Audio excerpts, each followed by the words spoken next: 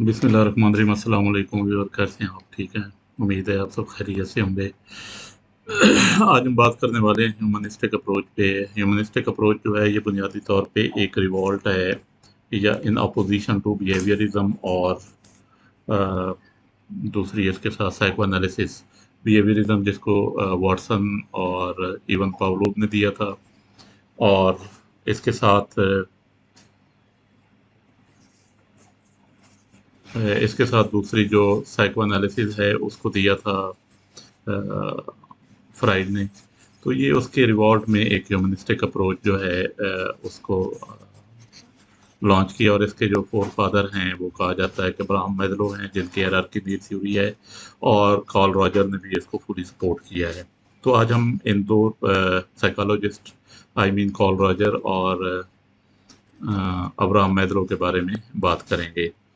बुनियादी तौर पे ह्यूमनिस्टिक साइकोलॉजी जो है वो क्या कहती है कि इंसान अपने पोटेंशियल के ज़रिए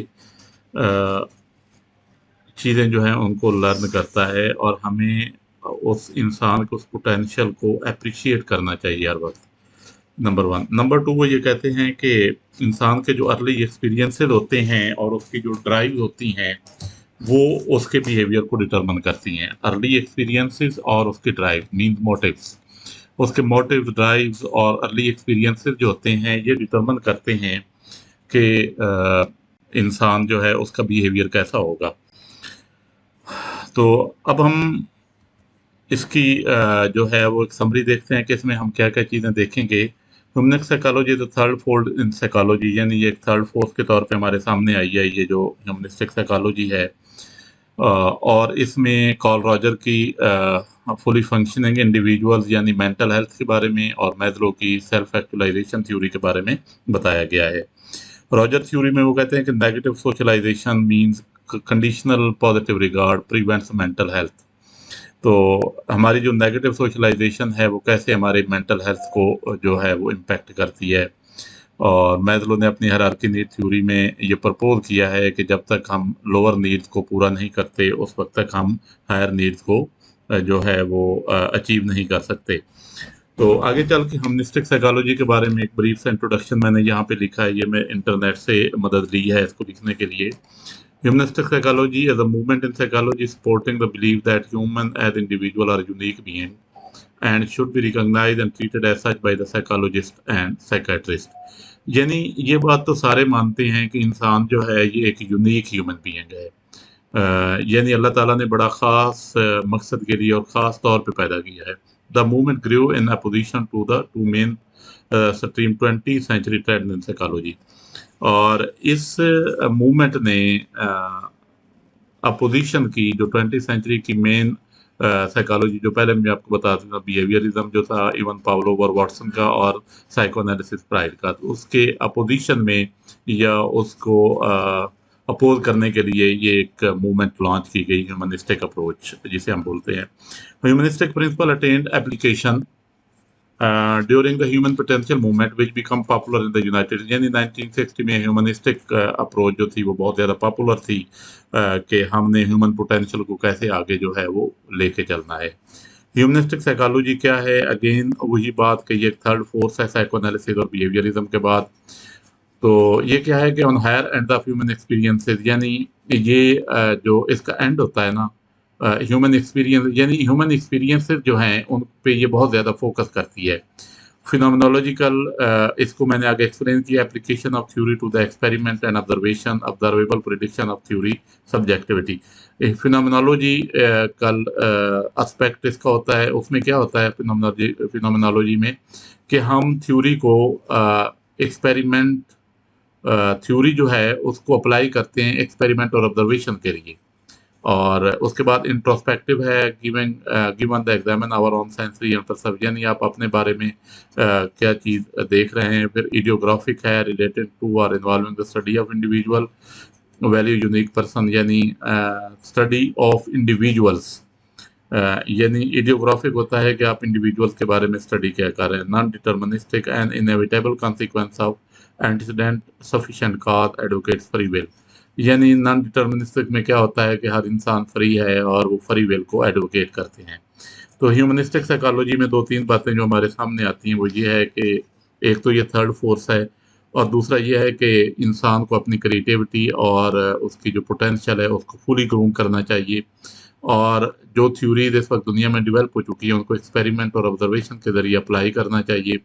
इंसान को अपने इंट्रोस्पेक्शन पे ज़्यादा फोकस करना चाहिए, और फिर ये है कि इंसान चूँकि एक यूनिक है तो इसलिए इंसान को इंडिविजुअल के तौर पे लेना चाहिए, और आखिरी बात कि इंसान को अपनी फ्री विल जो है उसको फुली जो है वो एंजॉय करना चाहिए। तो ये ह्यूमनिस्टिक साइकोलॉजी है। वाई ह्यूमन प्रॉब्लम, यहाँ पे सवाल ये पैदा होता है कि इंसान के मसाइल क्यों हैं। नंबर 1 है नेगेटिव सोशलाइजेशन, कि नेगेटिव सोशलाइजेशन इंसान के लिए मसाइल पैदा करती है। उसके बाद है कंडीशनल पॉजिटिव रिगार्ड, यानी हमारा बिहेवियर जो है, हमारे पेरेंट्स हैं वो हमें conditional positive unconditional positive regard देते हैं। तो कंडीशनल पॉजिटिव रिगार्ड क्या होता है कि अगर आप ये अच्छा काम करेंगे तो आपको ये रिवार्ड मिलेगा, अगर आप अच्छा काम नहीं करेंगे तो आपको अच्छा रिवार्ड नहीं मिलेगा। यानी अगर मुझे कोई रिगार्ड दे रहा है तो मैं किसी को सपोर्ट कर रहा हूँ तो वो रिगार्ड दे रहा है, अदरवाइज वो मुझे रिगार्ड नहीं देगा। तो इंसान जो है चिल्ड्रन एक्सेप्टेड बाय पेरेंट्स, यानी पेरेंट्स भी इवन हैं तो वो भी कंडीशनल पॉजिटिव रिगार्ड देते हैं कि बच्चे जब गुड करें को अच्छा काम करें तो उनको वो एक्सेप्ट करते हैं, और जब बुरा काम करें तो उनको वो रिजेक्ट करते हैं। We develop the view I ought to be good, I have to be good. तो हमें ये व्यू डेवलप करना है कि मुझे अच्छा करना चाहिए और मुझे अच्छा होना है। We lose touch with our own true nature, तो इससे क्या होता है कि हम अपने ट्रू नेचर से हमारा राब्ता ख़त्म हो जाता है, क्योंकि हम लोगों को सेटिस्फाइड करने के लिए, लोगों को दिखाने के लिए हम रियल से हट रहे होते हैं, क्योंकि आपका रियल तो कुछ और चाह रहा होता है जबकि आप काम जो है वो कुछ और कर रहे होते हैं। उसके बाद है कि divided develop an ideal self who we feel we should be. Ideal क्या है कि जो हम महसूस करते हैं हमें ऐसा होना चाहिए, क्या ऐसा मुमकिन है दुनिया में? तो ये इंसान के लिए मसाइल पैदा करता है। अब ह्यूमन प्रॉब्लम की दो तीन मोटी मोटी बातें मैं आपके सामने डिस्क्राइब करता हूँ कि ह्यूमन प्रॉब्लम क्यों है, इंसानी मसाइल क्यों हैं। नंबर 1 तो ये है कि नेगेटिव सोशलाइजेशन है, हमारी सोशलाइजेशन तो होती है लेकिन नेगेटिविटी होती है उसमें।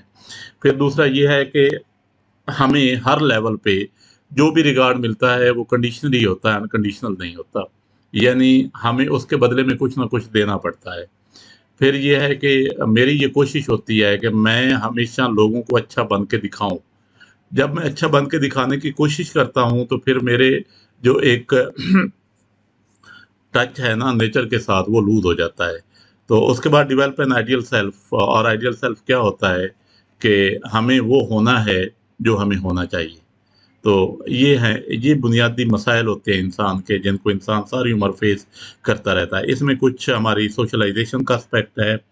बेसिकली मैं अगर इसको फर्दर थोड़ा सा एक्सप्लेन करूं तो मैं ये समझता हूं कि इंसान की इनर और उसकी सोशलाइजेशन के दरमियान जो कन्फ्लिक्ट है उसको हम सारी उम्र जो है वो क्या करते हैं, फेस करते रहते हैं और उसी को कोप अप करने की कोशिश करते रहते हैं। तो आगे चलते हैं कि इनकंग्रुइटी के बीइंग अनसूटेबल एंड इनअप्रोप्रिएट, के हमें अनसूटेबल और इनअप्रोप्रिएट होना है। जब हम ये इनकंग्रुइटी की सिचुएशन में जाते हैं ना एज ए ह्यूमन बीइंग, तो हमारा मैं जो पहले बात कर चुका हूँ कि कन्फ्लिक्ट होता है रियल और आइडियल के दरमियान। क्या कन्फ्लिक्ट होता है रियल और आइडियल के दरमियान, कि रियल में क्या है और आइडियल में क्या होना चाहिए, लोग क्या पसंद करते हैं। I am this but I should be that, मैं ये हूँ बल्कि मुझे और मुझे ये होना चाहिए, यानी मेरा ये इस वक्त लेवल है तो मुझे इस लेवल पे पहुंचना चाहिए। Real self evaluated as a threat, यानी जब आप रियल की बात करते हैं ना तो उससे आपको एक खतरा सा फील होने लग जाता है कि अगर मैं रियल में कोई बात करूंगा, मैं रियल में अपने बिहेवियर को एक्सपोज करूंगा तो मुझे लोगों से खतरा होगा, सोसाइटी मुझे एक्सेप्ट नहीं करेगी, पेरेंट्स मुझे एक्सेप्ट नहीं करेंगे। साइकोपैथोलॉजी, साइकोपैथोलॉजी बुनियादी तौर पे टर्म होती है कि जिसमें आप ये भी कॉल रॉजर की ये सिचुएशन थी कि साइकोपैथोलॉजी में वो क्या कहता है कि जब आप एक ऑर्डिनरी मैन को या उसकी साइकी को मुख्तलिफ एंगल में एक सुपर नेचुरल के तौर पे एवेलुएट करना चाहते हैं तो ये आपकी साइकोपैथोलॉजी होती है। यानी हम क्या करते हैं कि हम इंसान की साइकोलॉजी को एक एबनॉर्मल की साइकोलॉजी जी के साथ मैच कर रहे होते हैं, उसके साथ हम बनाने की कोशिश करते हैं। तो और फिर हमने एक डिफेंसिव मास्क भी पहना होता है कि और फिर दूसरा ये है कि हम अपने आप को पहचानने की कोशिश नहीं करते और हम कभी भी ये कनेक्ट नहीं करते कि हम क्या हैं और हमें क्या करना चाहिए। तो ये सारी चीज़ें जो हैं ये इंसान के अंदर मसाइल ही मसाइल पैदा करती हैं। अब सबसे पहले है कि अनकंडीशनल पॉजिटिव रिगार्ड क्या है? Healthy positive सोशलाइज़ेशन।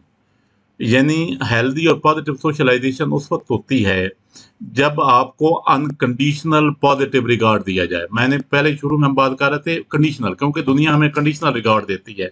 यहाँ पे वो कहता है कि पॉजिटिव और अगर आप कंडीशनल रिगार्ड देते हैं तो उससे नेगेटिव सोशलाइजेशन होती है। अगर आप पॉजिटिव रिगार्ड देते हैं, अनकंडीशनल पॉजिटिव रिगार्ड देते हैं, तो इससे क्या होता है कि आपकी सोशलाइजेशन पॉजिटिव होती है। For example, के parents regard the person positively irrespective of their behavior. Person distinct from behavior. Allow child to explore their experience and potential. Outcome fully functioning person. यानी क्या है कि पेरेंट्स जो हैं वो क्या करते हैं कि इंसान को, पर्सन को पॉजिटिवली उसके बिहेवियर के बगैर जो है वो ट्रीट करें। उसका बिहेवियर अच्छा है, बुरा है, तो पेरेंट्स उसे ऐसे ही ट्रीट, मतलब फॉर एग्जांपल के किसी का बच्चा जो है वो घर अच्छे काम नहीं करता, क्या उसको घर से निकाल दिया जाता है? नहीं, घर से उसे नहीं निकाला जाता। फिर भी उसको समझाने की कोशिश की जाती है और इंसान को आपने उसके बिहेवियर से अलहदा करना है कि इंसान क्या है, इंसान कुछ और है, उसका बिहेवियर जो वो एक्सपोज़ कर रहा है, वो किसी सिचुएशन में कुछ भी हो सकता है। तो आगे चल के वो कहता है कि allows child client to explore their experience and potential. तो आप आपके पास जो लोग आते हैं, उनको आप अलाउ करें कि वो अपने एक्सपीरियंस और अपने पोटेंशियल को जो है वो एक्सप्लोर करें।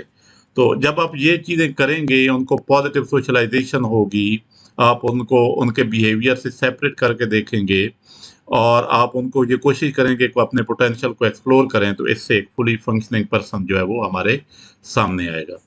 तो फुली फंक्शनिंग पर्सन क्या होता है कि जो बंदा ओपननेस हर एक चीज़ को एक्सेप्ट करता है और क्या करता है कि सब्जेक्टिव और ऑब्जेक्टिव एक्सपीरियंसेस के लिए रिसेप्टिव होता है। एग्जिस्टेंशियल लिविंग होती है and increasing tendency to live fully in each moment, यानी वो हर एक मोमेंट में, हर एक लम्हे वो उसकी क्या होता है कि वो अच्छे तरीके से रहे, वो प्रेजेंट में रहे, फ्यूचर और पास्ट में ना जाए। और वो नॉन स्टैटिक होता है, यानी वो मुतहर्रिक होता है और वो हमेशा चीज़ों को उनकी डायरेक्शन और उसकी डेस्टिनेशन की तरफ लेके जाता है। फुली फंक्शनल पर्सन क्या होता है कि वो स्टैटिक नहीं होता, वो डायनामिक होता है, मोटिवेटेड होता है, वो एक्सपीरियंस के लिए अपने आप को ओपन करता है कि मैं जितना ज़्यादा एक्सपीरियंस करूँगा, मैं उतना ज़्यादा सीखूँगा और वो हर एक लम्हे जो है वो फुली अपने आप को एंगेज रखता है चीज़ों के अंदर। उसके बाद वो अपने आप पे भी ट्रस्ट करता है, दूसरों पे रिलाय नहीं करता और जो वो अच्छा फ़ील करता है, वही करता है और उसको एक्सपीरियंस करने की जो है वो आज़ादी होती है और उसके अंदर क्रिएटिविटी होती है। तो ये एक फुली फंक्शन पर्सन की एक और ये रॉजर की जो थ्योरी है, इसकी इवैल्यूएशन जब हम करते हैं तो इसमें कहा जाता है कि it has been an experience that person have basically positive direction. तो कार्ल रॉजर ने बुनियादी तौर पे ह्यूमन बीइंग की जो पॉजिटिव डायरेक्शन है उसके बारे में बात करने की कोशिश की है और उसकी पॉजिटिव जो डायरेक्शन है वो कहता है कि इंसान को जब आप आज़ादी देते हैं, जब आप उसको अनकंडीशनल रिगार्ड देते हैं, जब आपको उसको ओपन हैंड देते हैं, तो जब ये चीज़ें उसके साथ करते हैं, तो फिर ही वो अपने आप को फुली फंक्शनिंग पर्सन सोसाइटी का बना सकता है। तो उसके बाद आगे चल के रॉजर रिस्पॉन्स आई एम ये रॉजर की अपनी स्टेटमेंट है जो मैंने यहाँ पे कोट की है।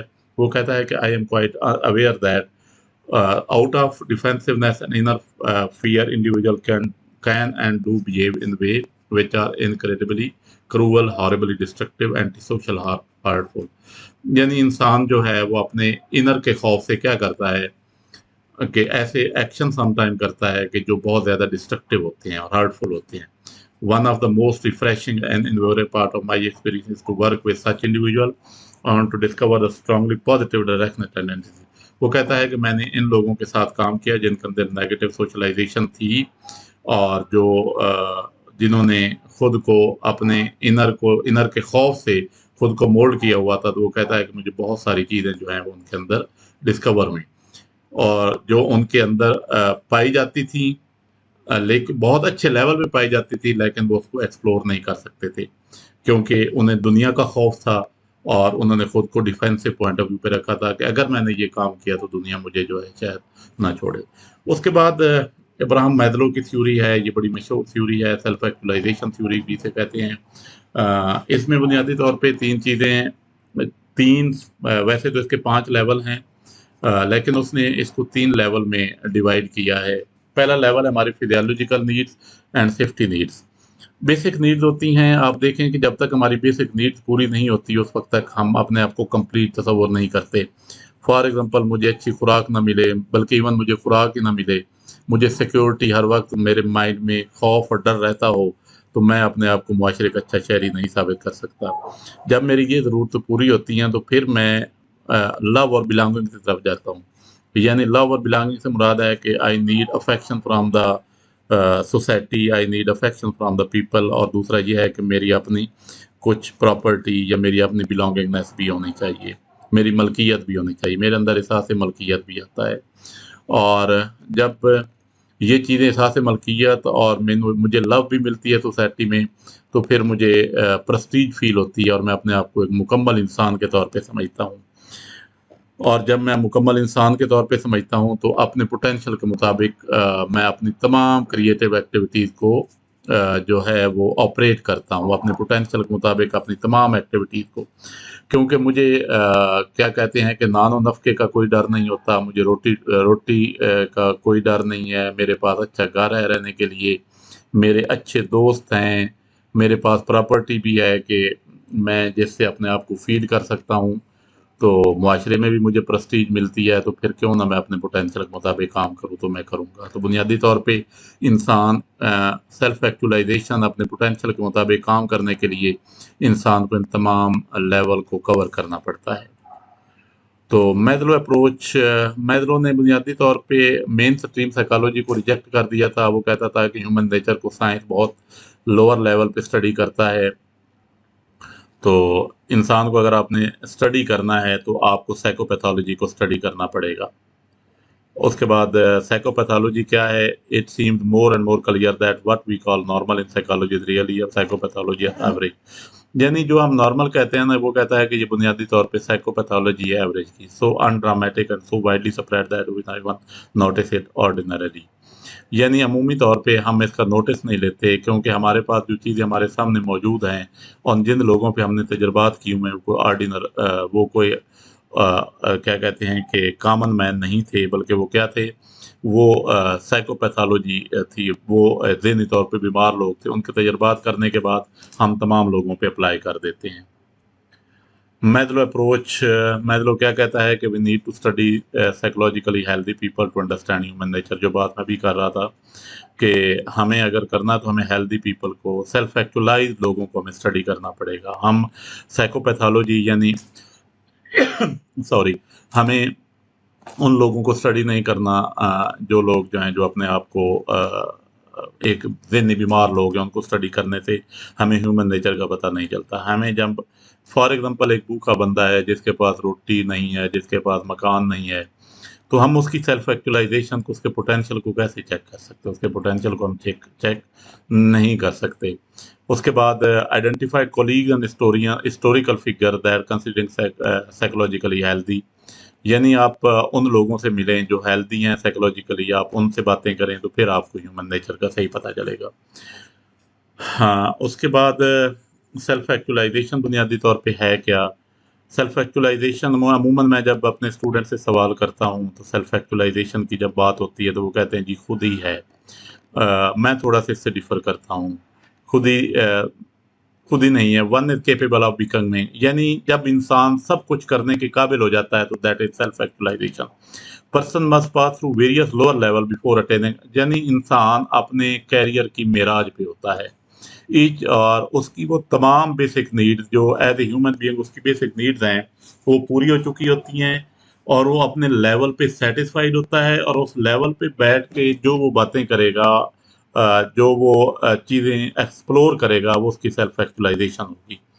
वो कहता है कि ईच लेवल है the basic need that must be met before moving up to the hierarchy. Hierarchy में ऊपर जाने के लिए हमें बेसिक नीड का ख्याल रखना पड़ता है। अगर हम छोटी ज़रूरियात को पूरा नहीं कर सकते तो हम बड़ी ज़रूरियात की तरफ नहीं जा सकते। इसमें वो कहता है कि मोटिवेशन की डेफिशिएंसी, इस पे क्रिटिसिज्म भी हुआ था ना मैस्लो पे। तो वो कहता है कि physiological needs, safety needs, belongingness needs और सेल्फ एस्टीम नीड्स, और ये जो नीड्स हैं इंसान की, सॉरी मुझे चीज़ें, फिजियोलॉजिकल नीड्स ये पहले मैं डिस्कस कर चुका हूँ। और उसके बाद है frustration and anti social behaviour. इंसान के पास कब आता है? Like Rogers, human are basically good nature and growth directed. इंसान बुनियादी तौर पे गुड नेचर है। वो कहते हैं ना कि हर बच्चा फितरत सलीम पे पैदा होता है। उसके पेरेंट्स उसे चाहे यहूदी नसरानी है, जो मर्जी बनाना चाहे बना सकते हैं। तो इंसान की बेसिक नेचर जो है वो गुड होती है और ग्रोथ डायरेक्टेड होती है, यानी वो एक्सेलरेट करना चाहता है। और वो कहता है कि ह्यूमन प्रॉब्लम, रोजर कहता है कि सिर्फ सोशलाइजेशन से पैदा नहीं होते। ह्यूमन प्रॉब्लम पैदा होने की और बहुत सारी वजूहत हैं। Frustration of deficiency need lead to anti, यानी अगर आपकी बुनियादी ज़रूरियात पूरी नहीं होती, आपकी नीड में डेफिशिएंसी रह जाती है, तो आपको फ्रस्ट्रेट कर देती है। तो इसके लिए अगर हम थोड़ा सा रिमाइंड करें वो एरिक्सन की लाइफ स्पैन थ्योरी, तो वहाँ पे जो दो लेवल थे, ट्रस्ट, मिसट्रस्ट वगैरह, तो उस पे जाएं तो हमें ये चीज़ें समझ आ जाएंगी। Choice between safety and growth, यानी आपकी फ्री विल कितनी है, चॉइस आपके पास कितनी है। जो ना complex believe that we can not achieve anything important, हम कोई इम्पोर्टेंट चीज़ जो है वो हासिल नहीं कर सकते। सेल्फ एक्चुअलाइजेशन की नीड क्यों है? Require first meeting deficiency need Pinnacle of development, यानी सबसे पहले तो हमें डेफिशिएंसी नीड, जब हम सेल्फ एक्चुअलाइजेशन तक पहुंचना है तो हमें डेफिशिएंसी नीड को पूरा करना चाहिए। Person need to actualize their potential, aesthetic and truth potential. तो इंसान जो है उसे एक्चुअलाइज, अपने पोटेंशियल को, एस्थेटिक को, ट्रुथ को बेहतर करना चाहिए। तो वो कहता है कि मैस्लो कहता है 1968 में उसने कहा कि 1 in 3000 यूनिवर्सिटी स्टूडेंट और सेल्फ एक्चुअलाइज स्टूडेंट जो है 3000 में से सिर्फ एक स्टूडेंट होता है। फिर उसके बाद सेल्फ एक्चुअलाइजर वो कौन होते हैं? एफिशिएंट परसेप्शन ऑफ रियलिटी, यानी उन्हें रियलिटी का पता होता है, दुनिया को सही नज़रों से देखते हैं, वो फनेटिक नहीं होते, जुनूनी नहीं होते, रियलिस्टिक होते हैं। More accepting of themselves and other, यानी उनके अंदर इतनी कैपेसिटी होती है खुद को और दूसरों को वो तस्लीम करते हैं। स्पॉन्टेनियस होते हैं और प्रॉब्लम सेंटर्ड होते हैं, नॉट सेल्फ सेंटर्ड। वो प्रॉब्लम सेंटर्ड होते हैं, नॉट सेल्फ सेंटर्ड, यानी वो अपने मसाइल को हल करते हैं, दूसरों के मसाइल को भी हल करते हैं। Focus on one's problem outside themselves environment, यानी वो एनवायरमेंट के प्रॉब्लम को भी अंडरस्टैंड करते हैं। नीड प्राइवेसी, उन्हें प्राइवेसी की भी सम टाइम ज़रूरत होती है और वो उसको इंश्योर भी करते हैं, बट वो इंजॉय करते हैं लोगों के साथ रिलेशन को भी इंडिपेंडेंटली। कल्चर को वो इंडिपेंडेंटली लेते हैं, अपने एक्सपीरियंसेस को बहुत हाईएस्ट लेवल पे जा करते हैं, क्रिएटिव होते हैं और उनके अंदर हिस्से मज़ा बहुत ज़्यादा होती है। Evaluation of Maslow theory, Maslow methodology identified self actualizer based on his own personal preferences, यानी उसने अपने तौर पे ये चीज़ें बनाई हैं इसके पीछे, क्योंकि मैस्लो की ये जो थ्योरी है इसके पीछे कोई लैब एक्सपेरिमेंट नहीं था, बल्कि उसकी एक्सटेंसिव स्टडी थी। तो वो कहते हैं कि उसने एक्सटेंसिव स्टडी से जो चीज़ें उसने डिड्यूस की हैं तो वो हमारे सामने उसने रख दी हैं। Hierarchy of needs, some empirical support that lower needs are stronger than higher level needs when deprived. तो ये भी एम्पिरिकली प्रूव्ड हो चुका है कि लोअर नीड्स जो हैं वो ज़्यादा बेटर काम करती हैं इंसान की पर्सनैलिटी में as compare to higher level needs.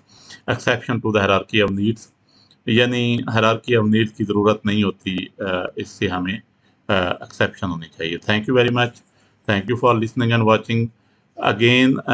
ये बड़ी इंपॉर्टेंट चीज़ें हैं, ह्यूमनिस्टिक अप्रोच है जो मैंने आपके सामने डिस्क्राइब की। कोई इसके बारे में आपके माइंड में कोई बात है तो प्लीज़ इनबॉक्स कीजिएगा, आई शैल वेट, और इंशाल्लाह हम इसको अगेन रिपीट भी कर सकते हैं या इस पे कुछ छोटा सा और लेक्चर भी रख सकते हैं। बड़ी इंपॉर्टेंट बातें हैं और ये हमारी बातें हमारे रोज़मर्रा के मामूलात हैं जो हम इर्द गिर्द करते रहते हैं। तो ज़रूर सुनिएगा। Thank you very much. अल्लाह हाफिज़।